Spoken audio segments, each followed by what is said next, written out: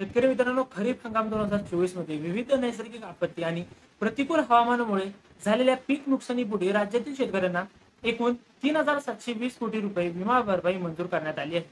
यापैकी 9 मे 2025 पर्यंत 3,126 कोटी रुपये थेट शेतकऱ्यांच्या खात्यात जमा करण्यात आले आहे. उर्वरित भरपाईकी 307 कोटी रुपये लवकरच वितरित होणार असून 287 कोटी रुपये राज्य सरकार विमा कंपन्यांना दुसरा हप्ता दिल्यानंतर वितरित केला जाणार आहे. शेतकरी मित्रांनो, भरपाई मंजुरीसाठी 4 प्रमुख घटक कोणते आहेत ते बघूया. शेतकऱ्यांना विमा भरपाई 4 वेगवेगळ्या ट्रिगरच्या आधारे मंजूर करण्यात आली आहे. ते म्हणजे काय? त्यामध्ये 1 नंबरला येत आहे स्थानिक नैसर्गिक आपत्ती, यासाठी 2,720 कोटी. हंगामातील प्रतिकूल परिस्थिती यासाठी 713 कोटी. काढणी पश्चात नुकसान यासाठी 270 कोटी व पीक कापणी प्रयोग आधारित नुकसान यासाठी 18 कोटी. शेतकरी मित्रांनो, या एकूण मंजूर भरपाईकी सध्या स्थानिक आपत्ती व हंगामातील प्रतिकूल परिस्थिती या 2 ट्रिगर्स अंतर्गत भरपाईचे वितरण सुरू आहे.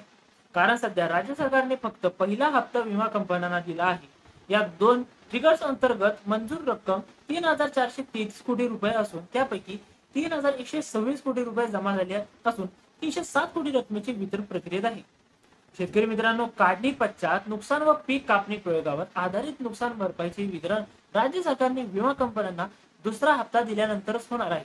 त्यामुळे या टप्प्यातील शेतकऱ्यांना भरपाईसाठी आणखी काही काळ प्रतीक्षा करावी लागणार आहे. शेतकरी मित्रांनो, वितरित भरपाईचा तपशील म्हणजे 9 मे 2025 पर्यंत स्थानिक आपत्ती अंतर्गत भरपाई 2,418 कोटी. हंगामातील प्रतिकूल परिस्थिती अंतर्गत भरपाई 708 कोटी. शेतकरी मित्रांनो, दरम्यान या भरपाईमुळे हजारो शेतकऱ्यांना आर्थिक आधार मिळाला आहे.